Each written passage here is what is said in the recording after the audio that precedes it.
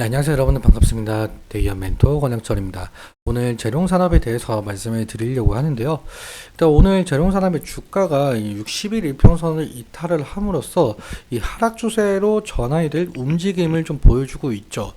그래서 2분기 실적 발표가 8월에 예상이 될 것으로 보이고 있는데 이 과연 2분기 실적이 좋지가 않는 것으로 전망이 돼서 이렇게 하락을 하는 건지, 우리는 그렇다면 이 기술적인 측면에 대해서 어떻게 대응을 해야 될 것인지 이렇게 말씀을 드리려고 합니다. 그리고 여러분들께서 이 재롱산업에 대해 궁금하신 점이 분명히 있다라고 생각이 들고 있는데요.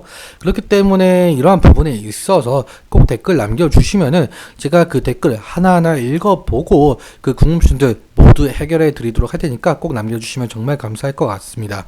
그럼 재롱산업에 대해서 본론으로 바로 들어가 보도록 할 텐데, 일단 재롱산업이 어떠한 이슈가 있었는지 잠깐 살펴보고 그리고 기술적인 측면 넘어가 보도록 하겠습니다.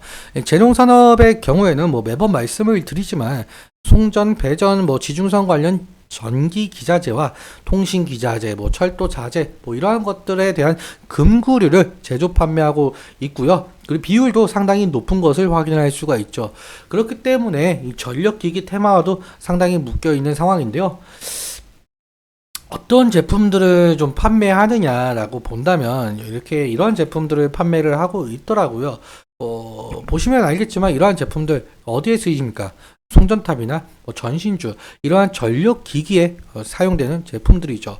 그러면은 여기서 이러한 제품들 수요가 늘어나게 되려면은 어떠한 모멘텀을 가져야 할까? 이러한 궁금증도 있을 수 있을 것 같습니다.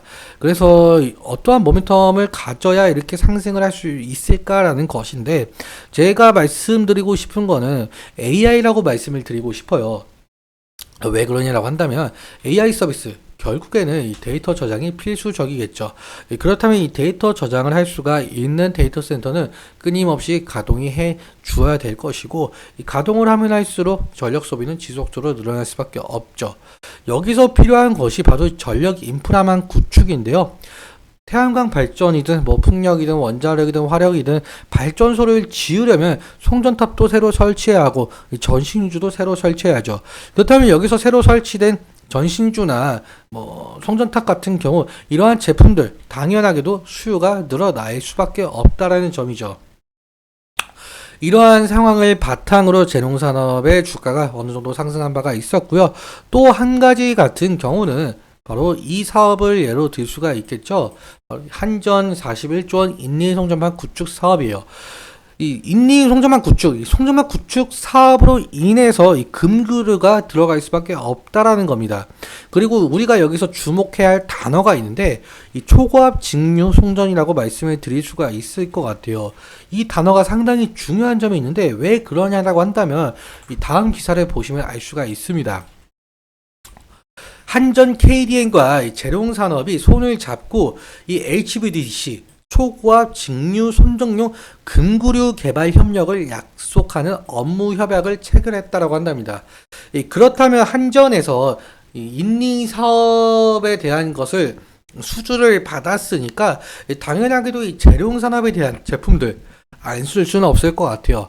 이러한 모멘텀을 가지고 있었다라고 볼 수가 있겠죠. 그러면은 왜 차트는 이 재룡산업의 주가는 왜 하락을 하고 있을까인데, 우리가 지켜봐야 될 지지 라인이라든지 저항대 부분은 어떠한지 좀 살펴보도록 하겠습니다. 일단 재롱산업의 주가를 보자면 오늘 1.82% 하락 마감을 한 것을 볼 수가 있겠는데, 일단 아랫꼬리와 윗꼬리 전부 달리면서 샛별이 차트를 좀 만들어냈어요.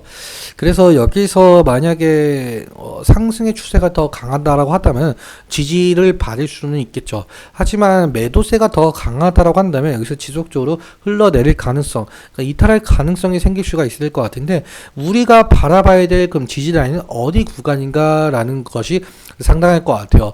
일단 어제 60일 이평선을 좀 이탈을 해주면서 오늘도 하락을 한 것으로 보이고 있는데, 오늘 하락을 했기 때문에 다우 지지라인 같은 경우 이 부분이다 라고 말씀을 드릴 수가 있을 것 같아요.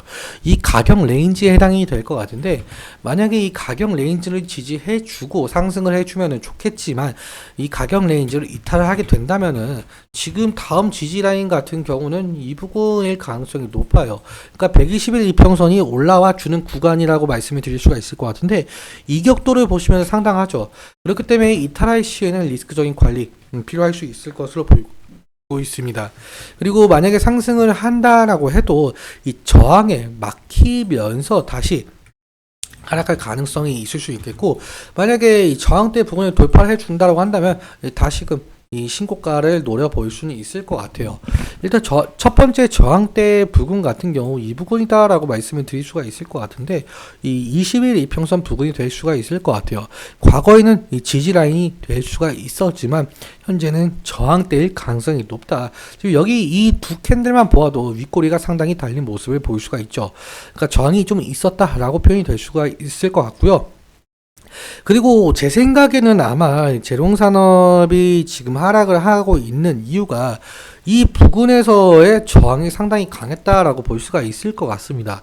지금 쌍봉 형태죠. 쌍봉 형태이다 보니까 여기 봉 하나, 여기 봉 하나, 지금 쌍봉이 나온 부분을 볼 수가 있어요. 좀 더 넓게 살펴보자면 지금 사실상 여기 신고가를 한번 찍고 과거에도 여기 이 부분이 쌍봉인 형태로 나온 부분을 확인할 수가 있죠. 하지만 이 부분을 저는 돌파를 해주고 이렇게 신고가가 나왔지만 단편적으로 보자면 지금 현재도 쌍봉이다. 그렇기 때문에 저항이 상당히 강했을 가능성이 있기 때문에 이러한 것들 때문에 이 조정이 나왔다라고 말씀을 드릴 수가 있을 것 같습니다. 수급적인 측면 함께 살펴보자면 오늘 같은 경우 개인이 66,000주 정도 매도가 나왔고, 외국인 같은 경우 68,000주가 매도가 나온 모습을 확인을 할 수가 있죠.